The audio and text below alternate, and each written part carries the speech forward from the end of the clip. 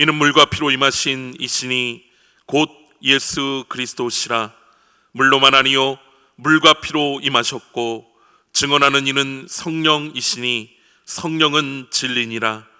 증언하는 이가 셋이니 성령과 물과 피라. 또한 이 셋은 합하여 하나이니라. 성부 성자 성령 삼위일체 하나님께 영과 진리로 예배하나이다. 천지를 창조하시고 다스리시는 성부 하나님, 홀로 영광을 받으시고 오늘도 우리 인생을 선하고 의로운 길로 인도하여 주옵소서. 십자가를 지심으로 우리를 죄에서 구원하신 성자 예수님, 오늘도 예배하는 주님의 자녀들에게 구원의 기쁨과 부활의 감격이 차고 넘치게 해 주옵소서. 성도들 곁에 언제나 함께 하시며 의로운 길로 인도하시는 보혜사 성령님, 오늘도 우리에게 큰 믿음과 능력을 주옵소서.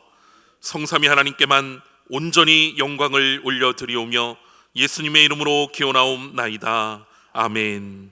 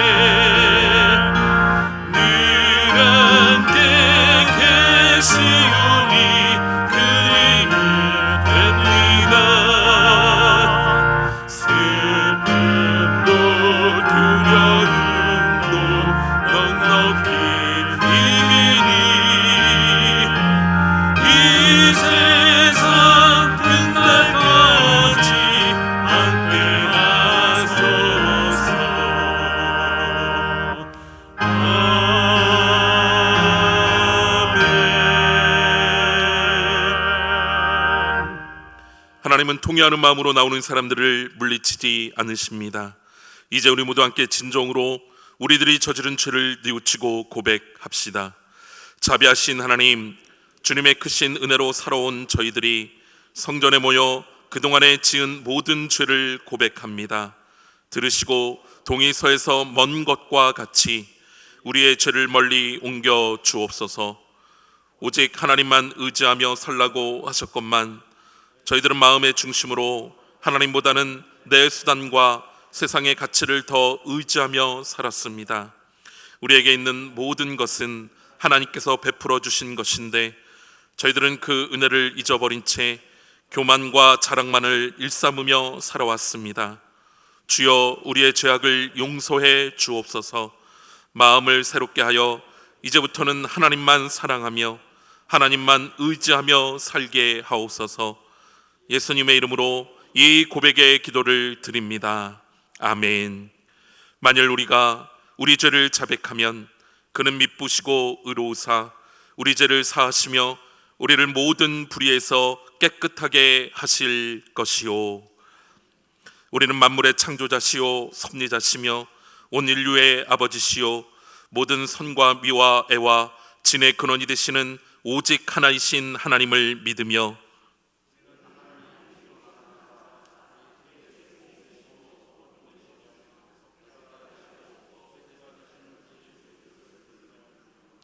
우리는 하나님이 우리와 같이 계시사 우리의 지도와 위안과 힘이 되시는 성령을 믿으며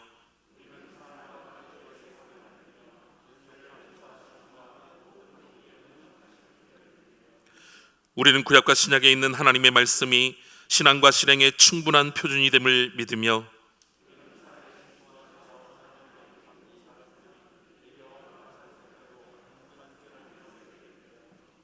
우리는 하나님의 뜻이 실현된 인류 사회가 천국임을 믿으며 하나님 아버지 앞에 모든 사람이 형제됨을 믿으며 아멘.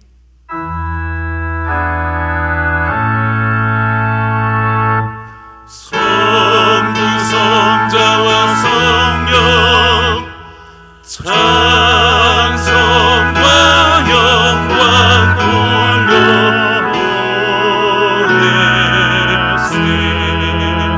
태초로 지금까지 또 영원 늙은토록 성삼위께 영광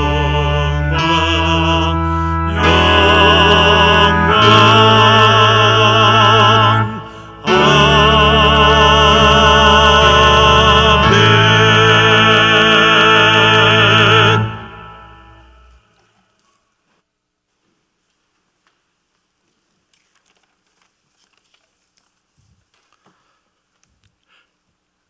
시절을 따라 푸르름을 더해가는 이 아름다운 세상을 지으신 창조자이시며 이 시대를 이끌어 가시는 역사의 주인 되시는 하나님을 찬양합니다.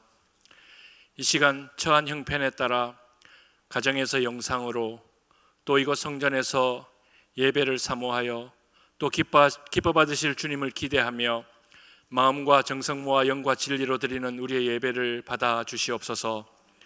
지난 한 주간도 믿음의 길을 혼미하게 하는 어지러운 세상에서도 실족하지 않게 늘 깨어 우리를 지켜주시고 이식한 거룩한 자녀로 구별하여 예배의 자리로 인도하심을 감사드립니다.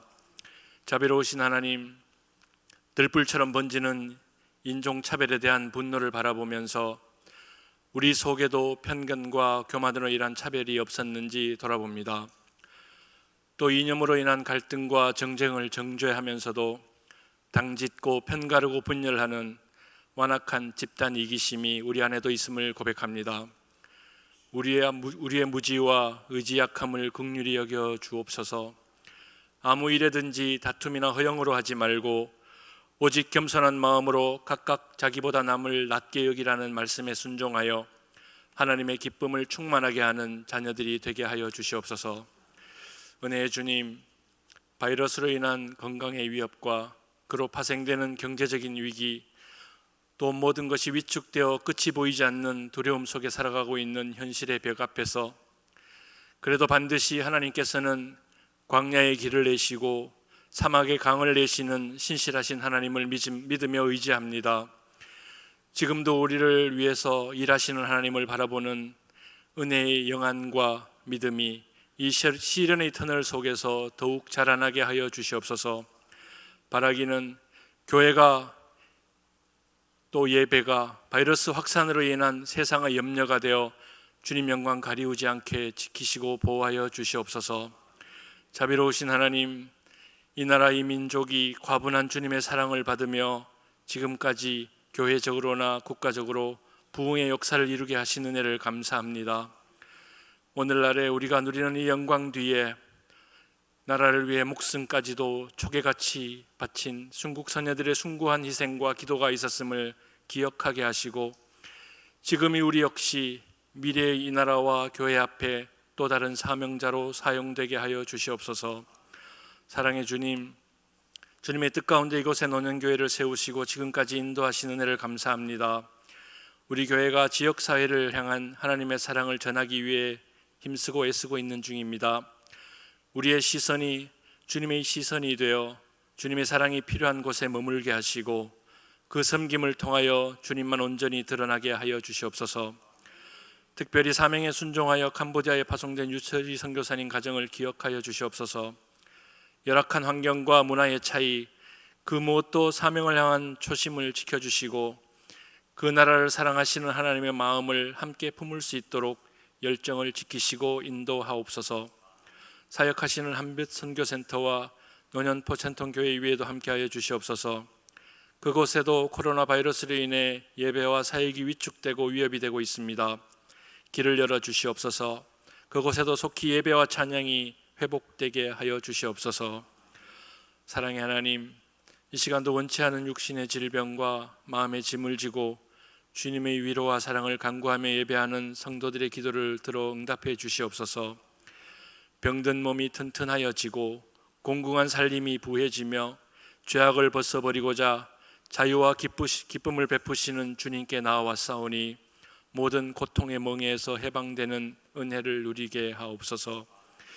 이 시간 말씀 들고 서신 담임 목사님께 신령한 능력을 더하여 주시옵소서. 늘 강건케 하시는 주님의 은혜로 영으로나 육으로나 지치지 않게 새 힘을 공급하여 주시고 준비하신 말씀이 한 주간도 우리들의 온전한 믿음의 삶을 혼미하게 하는 악한 영들을 이기는 신령한 능력이 되게 하여 주시옵소서. 이 모든 말씀 우리를 사랑하시는 예수님의 이름으로 기도하옵나이다. 아멘. 하늘에 계신 우리 아버지여, 이름이 거룩히 여김을 받으시오며 나라가 임하시오며 뜻이 하늘에서 이루어진 것 같이 땅에서도 이루어지이다.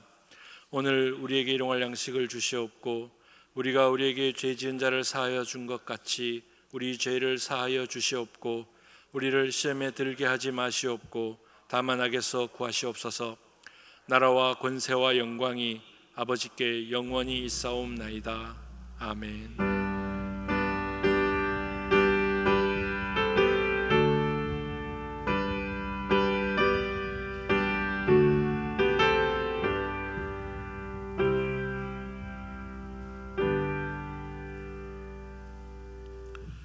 오늘의 시간 우리에게 주시는 하나님 말씀은 고린도후서 13장 11절에서 13절까지의 말씀입니다. 고린도후서 13장 11절에서 13절까지의 말씀입니다. 신약성경 300쪽, 301쪽 이렇게 있습니다. 마지막으로 말하노니 형제들아 기뻐하라. 온전하게 되며 위로를 받으며 마음을 같이하며 평안할지어다. 또 사랑과 평강의 하나님이 너희와 함께 계시리라. 거룩하게 입맞춤으로 서로 문안하라. 모든 성도가 너희에게 문안하느니라. 주 예수 그리스도의 은혜와 하나님의 사랑과 성령의 교통하심이 너희 무리와 함께 있을지어다. 아멘. 할렐루야. 오늘도 성전에 나와 또 가정에서 온라인으로 예배드리는 모든 성도들에게 우리 하나님께서 동일한 은혜로 함께 하시기를 주님의 이름으로 축원합니다. 오늘 성령 강림 후 첫 번째 주일이면서 삼위일체 주일이라 그렇게 말합니다. 사실 삼위일체 신앙이라고 하는 거 우리 기독교 신앙의 핵심적인 교리이면서 굉장히 또 이해하기가 어려운 교리가 이 삼위일체입니다. 삼위일체, 하나인데 셋이다, 그런 얘기 아닙니까? 하나님은 한 분이신데 그 하나님께서 성부 하나님, 성자 예수님, 성령님 이렇게 세 분으로 나타난다고 하는 것입니다. 이 삼위라는 말을 삼위라고 할 때 위격, 영어로 person, 페르조나, 라틴어로 그런 말인데 가면, 모습 이런 뜻입니다. 세 가지 모습으로 나타난다. 문장 간다 합니다. 하나인데 셋으로 나타난다. 그런데 이것을 인간의 이성으로 이해하고 설명하려고 하면 쉽지 않은 일입니다. 그래서 수많은 사람들이 이 삼위일체에 대해서 비유를 통하여 쉽게 이해하려고 애를 썼습니다. 어떤 분은 한 남자의 이제 세 가지 역할로 비유하였습니다. 제가 한 사람 아닙니까? 그런데 저희 부모님에게선 제가 아들이 되고, 저희 자녀에게선 제가 아버지가 되고, 제 아내에게선 남편이 되죠. 한 사람이지만 이렇게 세 가지 역할을 하는 것처럼 하나님 한 분이시지만 성부, 성자, 성령 이렇게 일을 나눠서 하신다, 이렇게 설명합니다. 어떤 사람들은 물의 성질에 또 이렇게 비유하기도 하였습니다. 물이라고 하는 것은 액체로 되어 있지 않습니까? 그런데 그게 기체가 되면 수증기가 되어 날아갑니다. 추우면 그게 얼어서 얼음이 됩니다. 고체가 되는 거죠. 그래서 H2O 화학 방정식으로 한 가지지만 이것이 세 가지 모양으로 나타난다.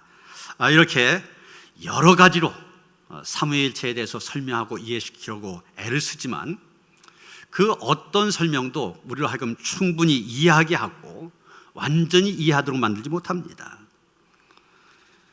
그래서 삼위일체 신앙, 그 어떤 것을 갖고도 충분하고 완전하게 설명할 수 없기 때문에 신비 중에서도 신비다, 이렇게 말을 합니다. 그래서 우리는 전지전능하신 하나님께 이 삼위일체의 신비를 깨닫게 하는 은혜, 그리고 믿어지게 하는 은혜를 구할 수밖에 없는 것입니다. 이 삼위일체주일에 우리에게 주어진 본문, 이 고린도후서의 마지막 부분입니다. 이 중에서 13절 말씀, 여러분 많이 귀에 익숙한 말씀이죠. 교회에서 목사들이 예배를 마치며 드리는 축도로 사용되는 말씀, 바로 이 말씀입니다. 여기 성부 하나님, 성자 예수님, 성령님 삼위가 다 언급이 되어져 있기 때문에 삼위일체주일의 본문으로 쓰여진 것으로 보여집니다. 이게 축도라고 말씀드렸는데 사실 축도의 역사는 굉장히 오래되었습니다. 구약시대부터 이미 시작되었습니다. 하나님께서 모세를 통하여 제사의 규례를 명령하실 때부터 시작된 것입니다. 하나님께서는 하나님께 제사드리고 돌아가는 이스라엘 백성들에게 제사장도로 하여금 축복을 선언하게 하셨습니다. 그 내용이 민수기 6장 22절 이하에 기록되어 있습니다. 여호와는 내게 복을 주시고 너를 지키시기를 원하며 여호와는 그 얼굴로 내게 주사 은혜 베푸시기를 원하며 여호와는 그 얼굴을 내게로 향하여 드사 평강 주시기를 원하노라. 그래서 구약시대 제사장들이 축도할 때 바로 이 말씀을 근거로 해서 축도했습니다. 구약의 축도지만 신약시대에도 일부 교회에서 계속 해왔었고 종교개혁 시대를 지나서 오늘날 교회도 이 축도를 그대로 이어오는 그런 교회가 있습니다. 우리 지역에도 장로교 한 교회 주보를 봤는데 그 교회도 이 말씀을 가지고 민수기의 말씀을 가지고 축도를 하고 있더라고요. 그런데 신약시대 오면서 이 복의 소년이 조금 더 구체화가 되어졌습니다. 특히 성삼위 하나님의 사역에 대한 이해가 깊어지면서 축도의 내용이 좀 더 명확해진 것입니다. 그 대표적인 예가 바로 본문 13절의 말씀입니다. 주 예수 그리스도의 은혜와 하나님의 사랑과 성령의 교통하심이 너희 무리와 함께 있을지어다. 그래서 신약시대의 목사들 이 말씀을 근거로 축도를 해왔고 오늘날까지 이 말씀이 축도가 되어지고 있는 것입니다. 여러분, 축도가 무엇입니까? 간단히 말하면 목사가 예배에 참석한 성도들에게 하나님께서 복 내려 주심을 선언하는 기도의식, 이것을 우리가 축도라 그렇게 말합니다. 그렇기 때문에 이 축도에는 엑기스가 담겨 있습니다. 하나님께서 베풀어 주시는 가장 귀하고 또 성도들이 반드시 받아 누려야 될 복이 있는데 그 복 중에 그 복 가운데서도 엑기스가 되는 그런 복이 여기에 담겨져 있는 것입니다. 바울은 그 복을 세 가지로 요약해서 얘기하고 있습니다. 첫째가 예수 그리스도의 은혜입니다. 우리 그리스도인들 일반적으로 이 은혜란 말 정말 좋아하고 많이 쓰고 있는 거 사실입니다. 제가 예배 마치고 문 앞에 서 있을 때 여러분들도 가장 많이 듣는 인사가 은혜 많이 받았습니다, 이런 인사입니다. 특히 설교 듣고 은혜 많이 받았다, 이렇게 얘기하는 겁니다. 또 어떤 분들은 찬양을 듣거나 부르면서 그 찬양 참 은혜스럽다 이런 식으로 얘기하기도 합니다. 또 어떤 분들은 어떤 일들이 잘 되어서 축하해 준다고 그러면은 다 주님의 은혜지요 이러면서 겸손하게 이야기하는 분도 있습니다. 여러분, 이런 인사들 잘못되었다는 얘기가 아닙니다. 너무 습관화되어졌다고 하는 것이 문제입니다.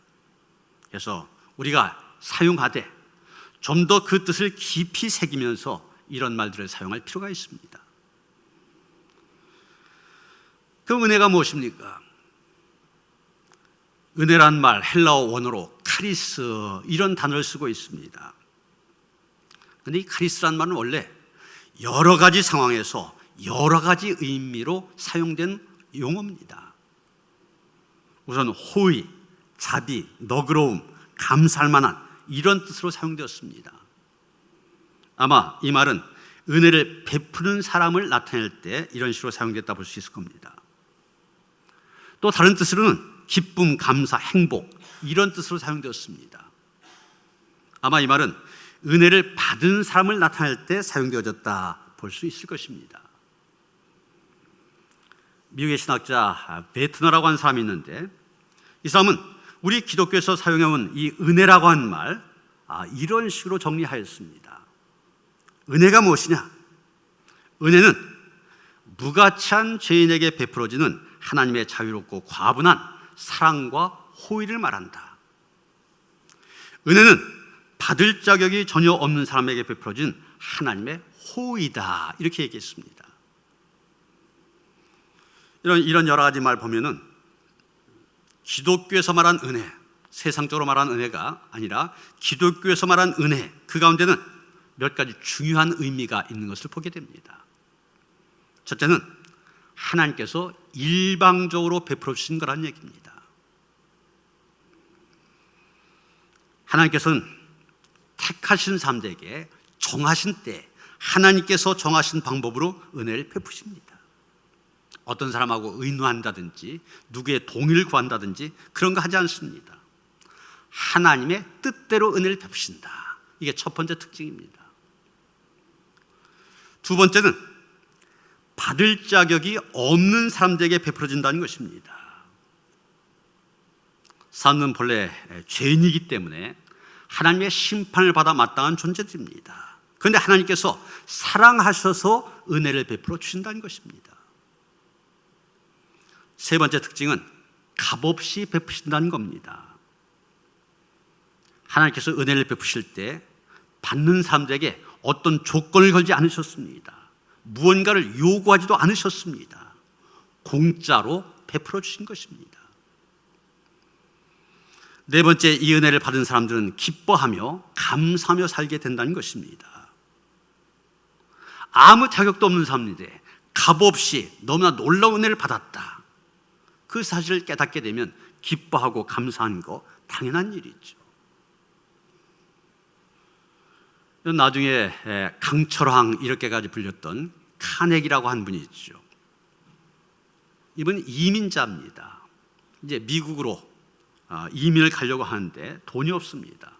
어머니의 친구인 핸더슨 부인에게 20파운드를 빌려서 겨우 이민을 올 수가 있었습니다.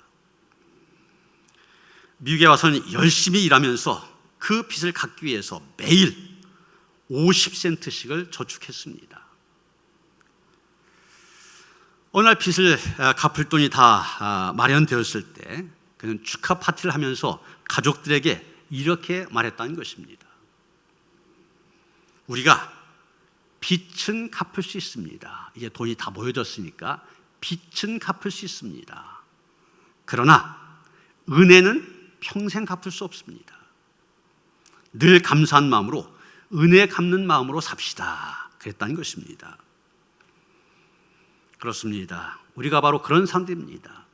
주님의 은혜로 구원받았고 값없이 구원받았고 그 은혜 안에 살고 있습니다.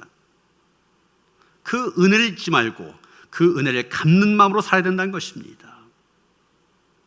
이것이 은혜를 받은 사람이 갈 길이고 은혜를 아는 사람이 가야만 하는 길입니다. 축도의 두 번째 내용, 하나님의 사랑입니다. 축도, 한물 그대로 풀이하면 복을 비는 기도 이렇게 되기 쉬운데, 엄밀히 말한다면 복이 임하고 있는 것, 그리고 장차 복이 임할 것을 선언하는 것입니다. 비는 것이 아니라 선언하는 거예요. 그래서 예배학자들은 이 축도를 강복선언 이렇게 번역하기도 합니다. 또 어떤 교회의 주보를 보면은 이 축도 대신에 복의 선언 이렇게 쓰여져 있는 경우도 보게 됩니다. 선언이라는 겁니다. 다시 말해서 목사가 하나님의 사랑을 축도한다고 하는 것은 하나님의 사랑이 회중들 가운데, 여러분 가운데 임하고 있음을 선언한 것이고, 장차 하나님의 사랑이 여러분의 삶 속에 임할 것을, 미래에 임할 것을 선언하는 것입니다. 그럼 우리에게 임하는 하나님의 사랑 무엇입니까? 성경에서 하나님의 사랑을 가장 잘 표현할 말씀, 우리가 너무나 잘 아는 말씀이 있죠. 성경의 요들이라까지 불리어지는 요한복음 3장 16절입니다. 하나님이 세상을 이처럼 사랑하사 독생자를 주셨으니. 여러분, 이 말씀 가운데 이처럼이란 말, 이 말에 우리가 주목할 필요가 있습니다. 독일의 유명한 시인 가운데 릴케라고 하는 사람이 있는데, 이 사람은 매일 아내와 함께 공원을 산책하는 것이 매일 일과였습니다. 그런데 산책길 가다 보면 가난한 여자 한 분이 매일같이 구걸을 하고 있습니다. 그때 릴케는 그것을 보고도 그냥 지나쳤는데, 아내는 지나치지 못하고 매일같이 볼 때마다 동전을 주었습니다. 그러면서 아내가 릴케에게 핀잔을 주었습니다.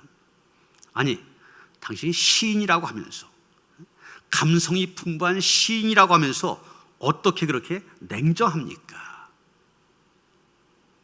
그 말 듣고도 릴케는 그냥 지나칩니다. 그러던 며칠 뒤에 장미꽃 한 송이를 들고 와서 그 구걸한 여인에게 주더라는 것입니다. 그때도 아내는 쓸데없는 짓 한다고, 저 여인에게 필요한 건 돈이지 무슨 장미꽃이 필요하냐고 또 핀잔을 주었답니다. 그런데 그 여인이 눈물을 지으면서 이렇게 말하더라는 것이죠. 지금까지 이처럼 나를 대해주신 분이 없었습니다. 다른 사람들은 다 자기를 거지로 대했지만 릴케만은 자기를 사람으로, 여인으로 대해 주었다는 것입니다. 그 감동스러운 마음을 이처럼이라는 말로 표현한 겁니다. 이처럼. 여러분, 요한도 마찬가지입니다. 하나님의 그 크신 사랑 표현하려고 하니까 인간의 어떤 말로도 표현할 수 없습니다. 그래서 이처럼 감탄한 것입니다. 왜 그렇게 감탄했습니까? 요한은 하나님께서 자기를 위해서 외아들을 주셨다는 사실을 깨달았기 때문입니다. 하나님께서 외아들 예수 그리스도를 이 세상에 보내셨고 자기의 죄를 대신 지시고 십자가에 달리게 하셨다는 사실, 가슴 깊이 느꼈기 때문입니다. 그렇습니다. 우리가 외아들까지 주시는 이런 놀라운 사랑, 그 어디에서 받아볼 수 있습니까? 우리가 이 사실을 깨닫고 느낄 때 하나님의 사랑이 우리 심령 속에 차고 넘쳐 감사와 감격의 삶을 살게 하는 것입니다. 로마서 8장 30절 보면 사도 바울은 이렇게 말하고 있습니다. 자기 아들을 아끼지 아니하시고 우리 모든 사람을 위하여 내어주시니까 어찌 그 아들과 함께 모든 것을 우리에게 은사로 주지 아니하시겠느냐. 아니, 하나님께서 아들까지 주시는 마당에 무엇을 아끼며 무엇에 대해서 인색해 하시겠냐, 그런 얘기입니다. 고린도전서 4장 7절에 보면 우리가 가진 모든 것 다 하나님께서 주신 것이라 그렇게 말하고 있습니다. 그렇습니다. 하나님 다 주신 분이십니다. 왜 그렇습니까? 우리를 사랑하시기 때문에. 우리가 그것을 받아 누릴 때 하나님의 그 크신 사랑을 깨닫고 느낄 수 있어야 됩니다. 여러분, 밀레가 그린 만족이라는 그림 잘 아시죠? 명화 중에 명화, 또 많은 사람들로부터 사랑받고 있는 그런 그림입니다. 여러분 보시는 것처럼 하루 종일 땀을 흘려 밭을 가꾼 부부가 이제 집으로 돌아갈 채비를 차립니다. 붉은 해가 지평선 너머로 살그머니 꼬리를 감추고 있습니다. 노을이 곱게 물든 들판에 마침 교회의 저녁 종소리가 울려 퍼집니다.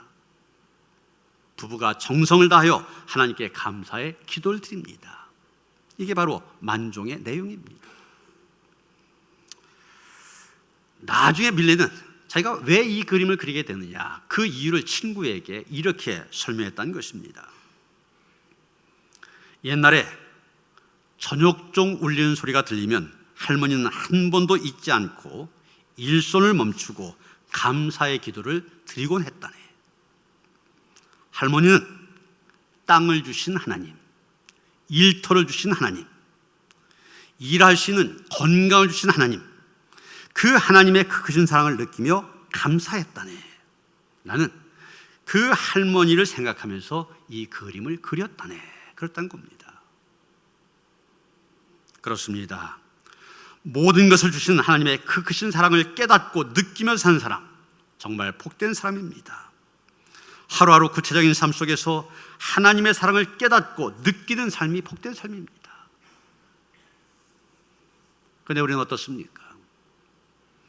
하나님의 그 크신 사랑 깨닫지 못한 채, 하나님의 그 크신 사랑 느끼지 못한 채 마치 화석처럼 습관적으로 신앙생활하고 있지는 않습니까? 우리가 하나님의 사랑을 깨닫고 느끼며 그 사랑 안에서 풍성한 삶을 누리는 것, 이것이야말로 우리에게 더할 수 없는 복입니다. 그래서 하나님께서는 축도를 통하여 이 복을 선언하게 하신 것입니다. 축도의 세 번째 내용은 성령의 교통하심입니다. 성령의 교통하심, 사실 많이 들었으면서도 상당히 낯선 단어가 이겁니다. 성령의 교통, 이 가운데서 이 교통이란 말, 헬라어로는 코이노니아라는 말을 번역한 것입니다. 이 코이노니아 원래 뜻은 상호 교류한다, 서로 교제한다, 서로 나눈다, 이런 뜻을 갖고 있습니다.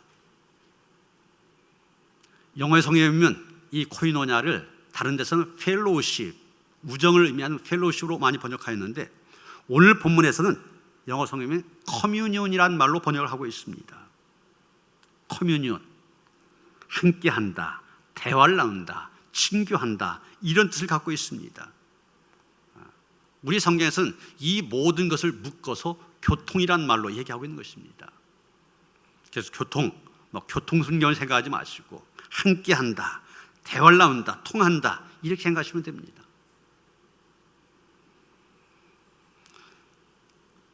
바울은 성령의 교통하심 그랬습니다.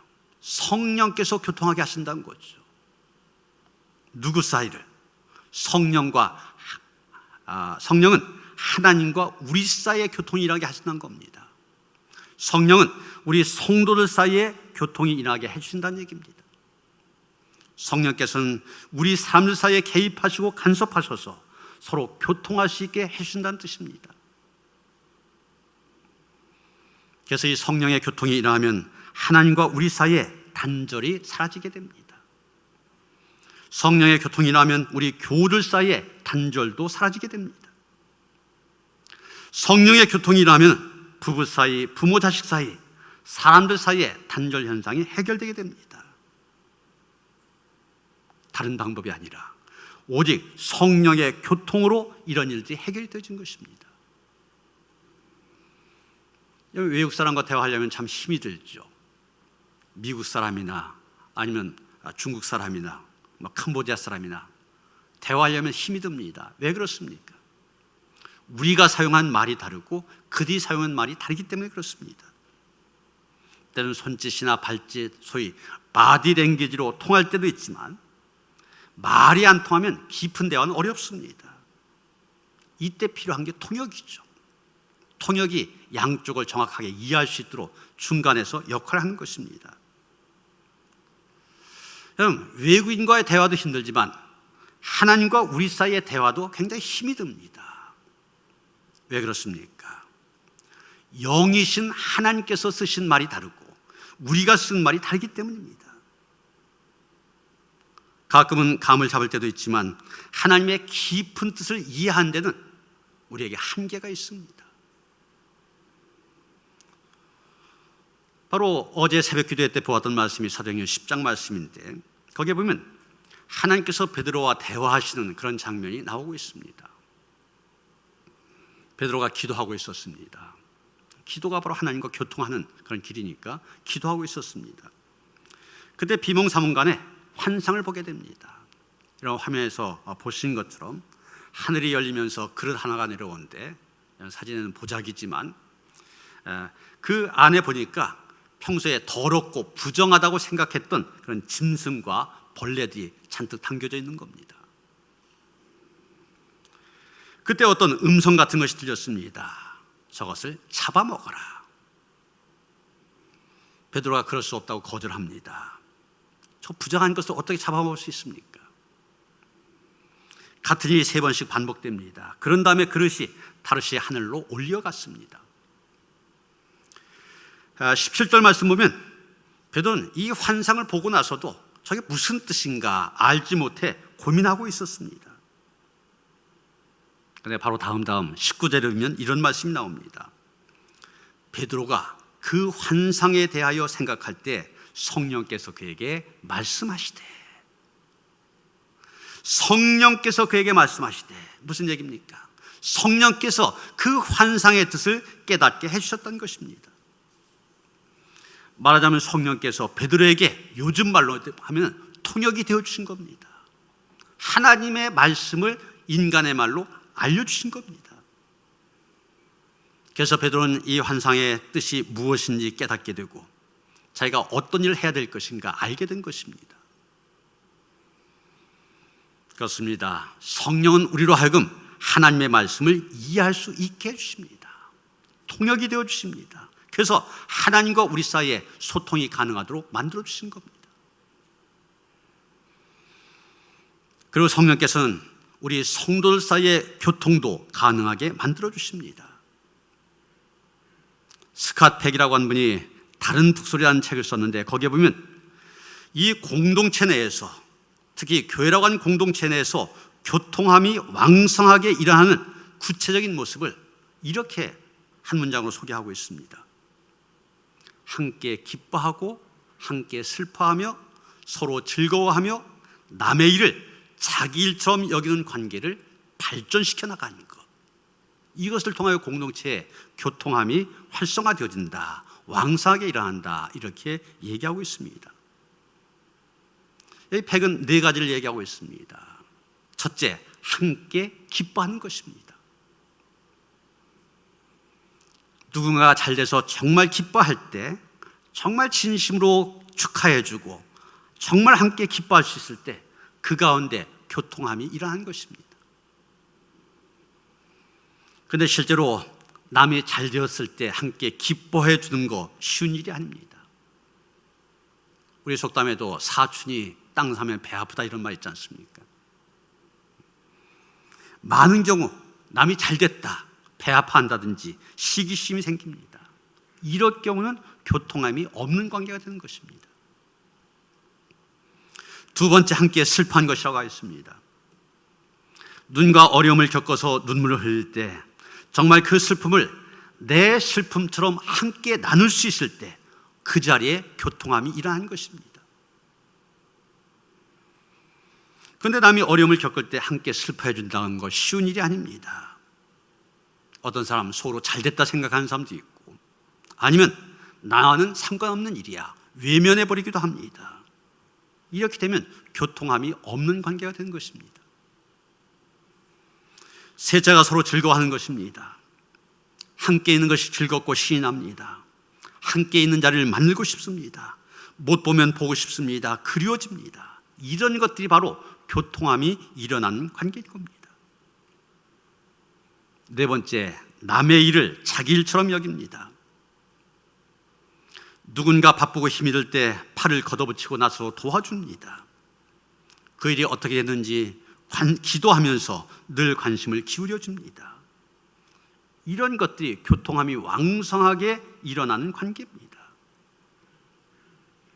이렇게 볼 때 성령의 교통하심은 성령께서 우리 인간들 사이를 이렇게 서로 통하는 관계로 만들어주신 역사를 가리키는 것입니다. 그러게 여러분, 성령의 교통하심, 우리에게 더할 수 없는 큰 복입니다. 하나님과 우리 사이의 교통이 이루어지게 해주시죠. 또 성도들 사이에 이웃과의 교통이 가능하게 해주시죠. 얼마 큰 복입니까? 그래서 하나님께서 목사로 하여금 예배드리고 돌아가는 성도들 위하여 이 성령의 교통을 축도하라 명령을 내리신 것입니다. 그래서 이 성령의 교통이야말로 예배드리고 돌아가는 하나님의 백성들이 저 세상에서 살아갈 때 반드시 필요한 것입니다. 그런데 여러분, 지금 우리는 어떻습니까? 우리는 하나님과의 교통이, 또 성도들 간의 교통이, 이웃사람과의 교통이 위협받는 그런 상황을 맞이하고 있습니다. 사실 어제 밤늦게까지 오늘 이 예배를, 주일 예배를 교회에서 드려야 되냐 하는 그런 문제를 가지고 교역자들과 또 장로님들과 한참 논의를 하였습니다. 여러분, 이렇게 뉴스를 통해서도 아시는 것처럼 바로 우리 동네에 있는 교회 확진자가 새벽기도에 참석함으로 인하여서 그 교회가 폐쇄되었습니다. 바로 우리 동네에 있는 아파트에서 확진자가 나왔습니다. 우리 동네에 있는 음식점에 확진자가 다녀갔고, 또 카페도 다녀갔는데 그 카페, 우리 교회 청년들이 많이 가는 카페라고 그래요. 이렇게 위협이 굉장히 우리 가까이 다가오고 있는 이런 상황에서 우리가 어떻게 해야 될 것인가, 그것을 논의했습니다. 그런 가운데 그래도 우리가 안전과 예방, 최선을 다해서 철저히 하기로 하고, 그래도 우리가 3부 예배도 지금 더 많이 안 오셨는데 200명을 넘지 않거든요. 여러분 보시는 것처럼 거리가 굉장히 넓기 때문에 방역수칙만 철저히 지키면서 하면 괜찮겠다. 그래서 오늘 예배로 모이게 된 것입니다. 그런데 여러분, 요 한 주간이 고비라고 그래요. 우리 동네뿐만이 아니라 옆에 도림동, 고잔동 계속 가까운 데서 이렇게 생기기 때문에 굉장히 어려운 상황이라 얘기합니다. 여러분, 교회에 나올 때도 이 수칙을 잘 지키시지만은 바깥에서도 잘 지켜주시길 바랍니다. 한 주간 동안도 외출도 좀 금하시고, 누구 만나는 것도 좀 절제하시고, 어디서 누굴 만날지 몰라요. 그런 것들이 여러분 교회를 보호하는 일이 되고 예배를 보호하는 일이 되어집니다. 어떻든 우리의 교통을 방해하는 많은 장애물들이 생기고 있습니다. 그러나 여러분, 성령의 교통하심을 믿으시길 바랍니다. 제가 처음 설교하면서 삼위일체라고 하는 교리가 신비다 그런 말씀 드렸지 않습니까? 우리가 이해할 수 없습니다. 성령의 교통하심도 마찬가지입니다. 성령께서 우리가 알지 못하고 헤아리는 성령의 방법으로 하나님과 교통하게 하시고, 성도들 간에 교통하게 하시고, 이웃과 교통하게 하실 것이다. 그런 믿음으로 성령을 기대하는 성도들 되어주시길 바랍니다. 바라기는 오늘 예배한 모든 성도들 가운데 복 중에 복인 예수 그리스도의 은혜, 그리고 하나님의 사랑, 성령의 교통하심이 충만하시기를 주님의 이름으로 축원합니다. 하나님, 저희로 하여금 복 중에 복이 무엇인지를 알게 하시고 구하게 하시고 그것이 우리에게 임한 것을 감사할 수 있게 하시니 감사드립니다. 우리 안에 있는 예수 그리스도의 은혜, 하나님의 사랑, 성령의 교통하심 누릴 수 있게 하여 주시옵소서. 그래서 진정한 하나님의 백성으로, 하나님의 사람으로, 주님의 제자로 세상을 살아가며 이 세상에 하나님의 나라를 이루어갈 수 있도록 축복하시옵소서. 예수 그리스도 이름 받들어 기도하여 싸움나이다. 아멘.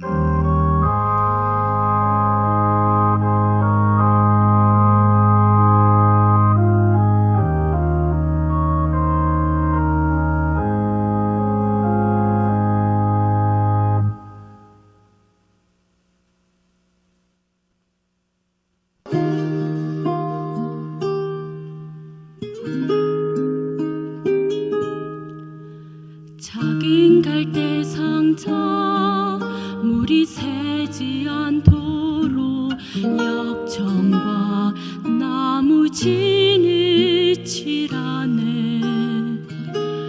어떤 마음이었을까 그녀의 두 눈에 눈물이 흐르고 흘러. 동그란 눈으로 엄마를 보고 있는 아이와 입을 맞추고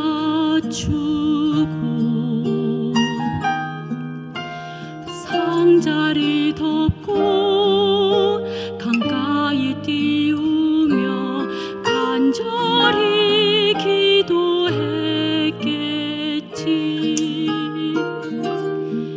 정처 없이 강물에 흔들흔들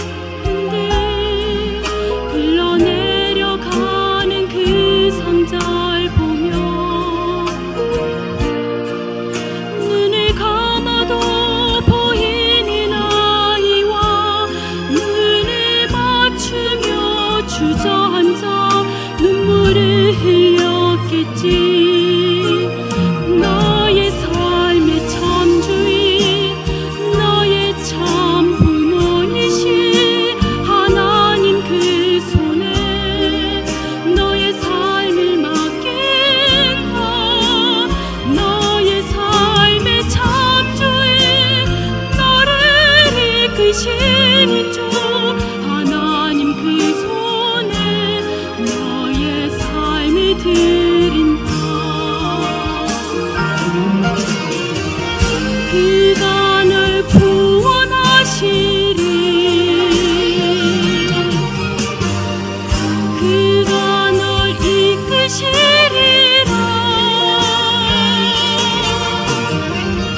그가 널 사용하시리.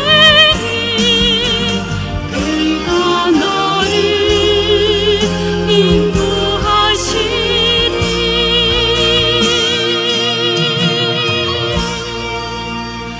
너의 삶의 참 주인, 너의 삶의 참 주인, 너의 참 부모이신 하나님 그 손에 너의 삶을 맡긴다. 너의 삶의 참 주인, 너를 이끄시는 주 하나님 그 손에 너의 삶을 드린다. 너의 삶의 참 주인, 너의 참 부모이신 하나님 그 손에 너의 삶을 맡긴다. 너의 삶의 참 주인, 너를 이끄시는 주 하나님 그 손에 너의 삶을 드린다. 어떤 마음이었을까 그녀의 두 눈엔 눈물이 흐르고 흘러.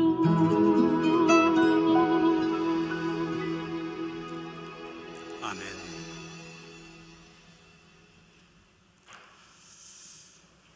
코로나19로 인하여서 힘들고 불안한 상황에서도 우리가 하나님을 예배합니다.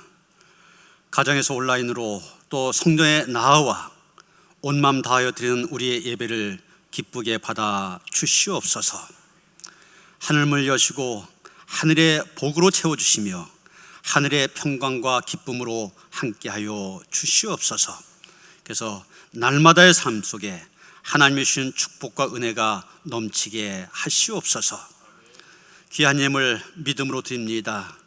믿음의 분량대로 축복하여 주시옵소서. 하늘의 신령 은혜뿐만 아니라 땅의 기름진 것으로도 성도의 가정을 채워 주시어서 하나님의 풍요함을 누리며 살게 하여 주시옵소서. 귀한 예물 하나님의 손에 들려집니다. 친히 축사하시사 쓰여진 곳곳마다 하나님의 영광만이 나타나게 하시옵소서. 우리 주 예수 그리스도 이름 받들어 간절히 축원하며 기도하옵나이다. 아멘.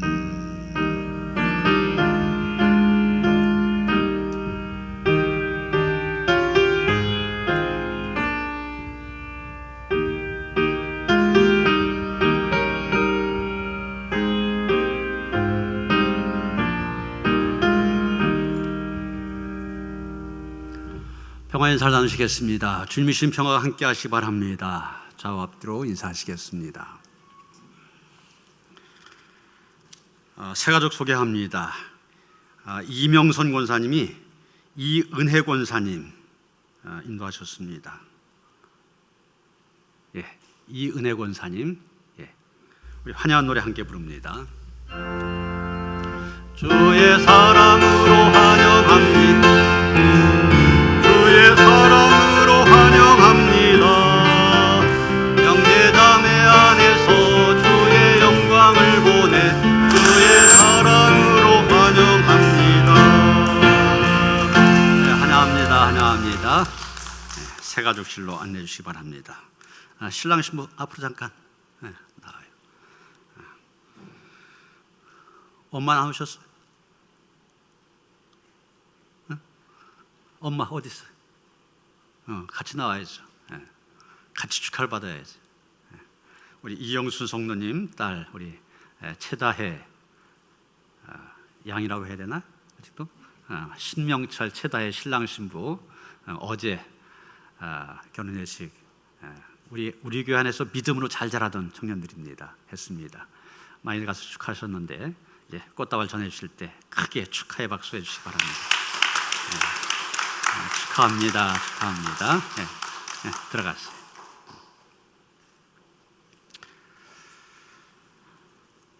제가 설교하면서 말씀을 드렸지만 이 코로나19 때문에 인천 지역 더구나 우리 이 논현동이 굉장히 어려운 그런 상황이 되어졌습니다. 그래서 새벽기도 참석했던 교회 폐쇄가 되어졌고 또 일부 교회는 오늘 주일 예배도 안 드리고 온라인 예배를 드리고 이런 식으로 지금 하고 있습니다. 우리 교회도 이번 주간 사실 새벽 기도회나 수요 예배 같은 경우는 한 40명 남짓 모입니다. 그래서 지금보다 더 널찍널찍하게 앉아서 예배를 드릴 수 있기 때문에 그냥 진행을 하려고 했는데 이번 한 주간 중단을 합니다. 이렇게 보니까 이 사회에서 교회를 바라보는 시선이 모이는 거하고 안 모이는 거하고 굉장히 차이가 있더라고요. 그래서 많이 모이지도 않으면서 교회가 괜히 예배 드린다 이런 소리를 듣게 되니까 또 우리가 온라인을 통해서 가정에서 새벽 기도에 참석하고 예배 드릴 수 있기 때문에 이번 한 주간 새벽 기도 또 수요 예배 모이지 않고 이런 가정에서 온라인으로 드리도록 그렇게 합니다. 그렇게 하시고 실시간이니까 새벽 5시 반 아침 그리고 수요일날 저녁 7시 그냥 노년기호 외치고 유튜브 들어가시면 다 할 수가 있습니다. 미리 이렇게 들어간 것을 알려드리기도 하는데 그렇게 하시면 다 들어가서 예배 드릴 수 있으니까 이번 한 주간 동안은 이런 예배와 기도회도 마찬가지고 말씀드린 것처럼 이 바깥에 나가서의 활동도 조금 자제해 주시길 바랍니다. 꼭 아니면은 외출도 자제하고 꼭 아니면은 만나는 것도 좀 미루고 그래서 이 한 주를 잘 지내야만 우리가 더 안전한 가운데 하나님께 예배를 드릴 수 있을 것으로 보여집니다. 그렇게 해주시고요. 오늘 사부 예배 원래 계획을 했었는데 사부 예배 드리지 않으면서 11시 온라인 예배 드리도록 했습니다. 이유가 오늘 아침에 저 부관감리교회 전사님 한 분이 확진자가 되었는데 그분과 우리 교회 청년이 조금 연관이 있습니다. 그래서 이게 어떤 가능성이 조금만이라도 있으면 우리가 최대한 예방을 해야 되기 때문에 청년들이 모이는 사부 예배 일단 오늘 모이지 않도록 했습니다. 이렇게 어떻게 보면 굉장히 가까이 있습니다. 그만큼 우리가 더 조심해야 된다는 얘기예요. 그래서 여러분 다행히 시에서 이제 예배 모이지 말라 이건 아니고 모이긴 모이되 이런 8가지 방역 수칙 제가 주보에 적어놨는데 이걸 철저히 지키면서 하라는 겁니다. 그래서 철저히 지키기만 하면은 지난번에 다른 교회 사례에서 보는 것처럼 확진자가 온다 할지라도 그것이 감염으로 퍼지진 않거든요. 그래서 우리 교회는 철저히 지키면서 하려고 합니다. 참고하시고요. 그러면서 한 주간 동안 주간에도 낮에도 예배당은 거의 폐쇄하는 수준으로 그렇게 하겠습니다. 교역자들은 온라인 신방이기 때문에 그저 교회 와서 할 수 있지만은 여러분 교회에 일이 있으면 일이 있을 때 특별한 일이 있으면은 사전에 전화를 하시고 들어오시고 그렇지 않으면은 한 주간 동안 교회에 출입하는 것도 좀 자제해 주시기를 부탁을 드립니다. 교회 학교는 이제까지 계속 해왔던 것처럼 당만 계속해서 이 영상을 통한 예배 계속 드립니다. 참고하셔서 아이들 잘 안내해 주시기 바랍니다. 그리고 온라인 목회 신방 이번 주에도 계속 되어집니다. 지금 되어지는 상황을 보면은 가을에는 각 가정마다 방문하면서 신방할 수 있겠다 생각을 했었는데 지금 되어지는 상황을 봐갖고서는 가을에 가정마다 신방한 것도 어려울 것으로 생각이 되어집니다. 그래서 가을에 받겠다고 하신 가정들 많이 있는데 가을에 미루지 마시고 이번에 다 신방 받으시면서 뭐 신방 다른 거 아니잖아요. 여러분 교회도 못 나오는 가정이 많이 있는데 그 가정 형편도 살피면서 또 가정에 필요한 말씀을 증가하고 위에서 기도해주고 그러니까 어렵게 생각하지 마시고 이번에 다 신방을 받으시도록 그렇게 해주시기를 바랍니다. 이승민, 김지희 집사님 가정 딸을 보셨습니다. 축하를 드립니다. 이창원 장로님 병원에 입원해 계십니다. 위에서 기도해 주시기 바랍니다. 다 일어나셔서 359장 찬송하시겠습니다.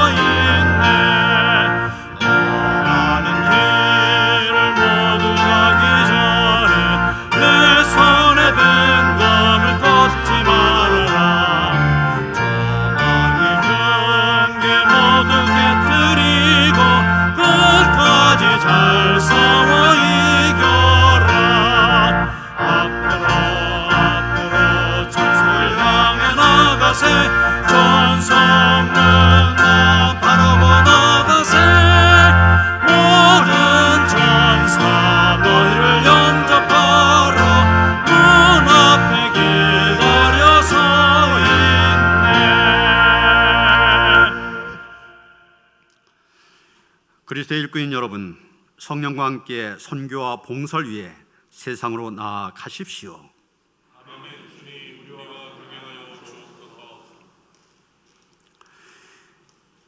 이제는 우리 주 예수 그리스도의 은혜와 하나님 아버지의 그 극진하신 사랑과 성령의 감화감동 역사하심, 특별히 교통하심이 오늘 하나님 앞에 나와 예배하고 세상을 향하여 나아가 하나님의 선하신 뜻을 따라 살아가기를 원하며 다짐한 모든 성도들 가운데 이제부터 영원토록 함께 하시옵기를 간절히 축원하옵나이다. 아멘.